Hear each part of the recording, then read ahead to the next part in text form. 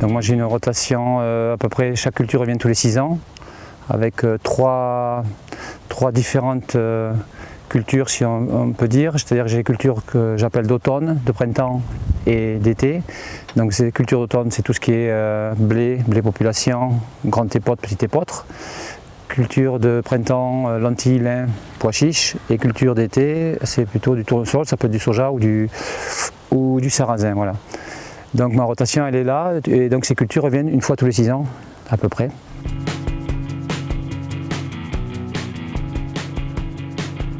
Et avant un tournesol, j'ai souvent, tout le temps d'ailleurs, un couvert végétal. Voilà. Après, ces couverts sont semés donc au mois de septembre et remis en terre au mois de avril à peu près.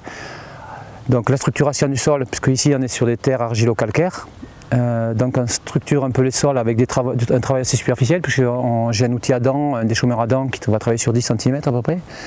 Et ensuite, ce que je fais, je sème avant mon couvert sur mon chaume. Pour enfouir un couvert, on se sert pour ma part, je me sers d'un rouleau, ce que j'ai appelé un rouleau type FACA, que je passe au mois d'avril. Et derrière ce rouleau, je passe un rouleau, un déchômeur à disque, qui va faire un genre de mulch, un petit mulch, mais le déchômeur à disque, lui, va travailler sur 4 cm, il ne va pas travailler beaucoup, quoi.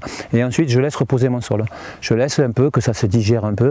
Et 15 jours après, 3 semaines, suivant les conditions, je vais venir travailler vraiment très superficiellement, soit avec pour l'instant je travaille avec une herse rotative simplement pour finir ce travail-là, mais c'est tout, mais je ne vais pas travailler en profondeur. Jusqu'à maintenant, je faisais des couverts végétaux devant les lentilles, tout ce qui est culture au printemps, donc lentilles, pois chiches et lin. Et ça me mettait à chaque fois en difficulté. À ce moment-là, j'arrivais pas à bien remettre en terre ces couverts végétaux. Donc actuellement, j'ai arrêté cela et je vais me remettre sur un système où je vais mettre souvent dans mes blés, je vais incorporer dans mes blés des trèfles. Au mois de mars-avril, que je sème à la volée. Avant, je passe un coup d'étri et après je sème avec de l'imbe des trèfles. Voilà.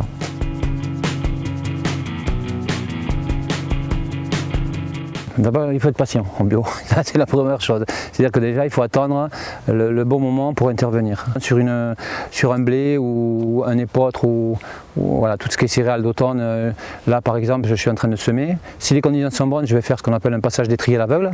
À partir de 3 feuilles, on peut intervenir avec une étrier. Ensuite, sur tout ce qui est plantes de printemps ou d'automne, qu'on sème, celles qu'on peut semer comme un pois chiche ou un tournesol avec un semoir monograine, là il y a aussi un travail d'étrier, on a des écrouteuses qui nous permettent de travailler, donc l'écrouteuse nous permet d'être passé un peu plus tôt que l'étrier. Ça nous permet déjà d'enlever les petits fils qui seraient en train de pousser et après, quelques jours après, on peut passer avec une étrier. Et le binage bien sûr, puisque on est quand même, moi je me suis équipé avec un bon système de binage avec guidage caméra, avec beaucoup de précision. Parce que vu que l'été j'ai un système aussi d'irrigation et on sait que automatiquement du soleil et de l'eau, et si derrière on n'a pas des terres nickel, ça fait pousser. Donc ça veut dire un passage d'écrouteuse, un passage d'étrier et souvent au moins 2 binages, voilà, dans un champ. D'été, style tournesol, soja ou pois chiche. Voilà.